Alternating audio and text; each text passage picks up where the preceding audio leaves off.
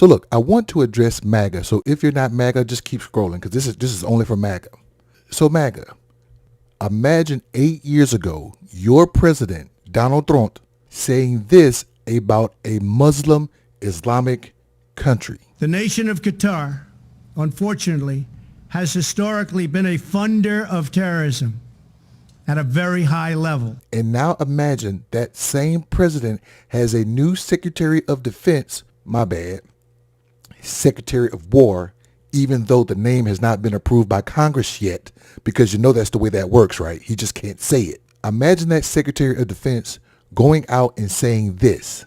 I'm also proud that today we're signing a letter of acceptance to build a Qatari Emiri Air Force facility at the Mountain Home Air Base in Idaho. The location will be host a contingent of Qatari F-15s and pilots to enhance our combined training, increase lethality, interoperability.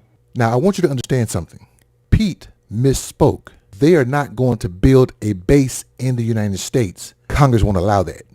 Well, I would hope Congress would not allow a foreign country to build a base in Idaho, but it has to go through Congress nonetheless. What they are going to do is the F-18s that Qatar bought from us, they're going to house them in Idaho, and our pilots are going to train those Qatari pilots to fly those F-18s. This is kind of a side note to me.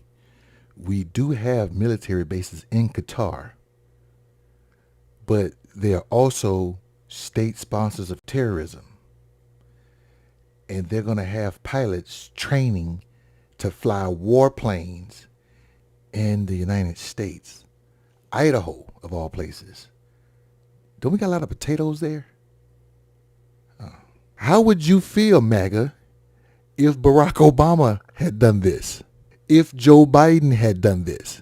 But if you're not MAGA, I'm glad you're here, because I got a feeling I know why they are doing this.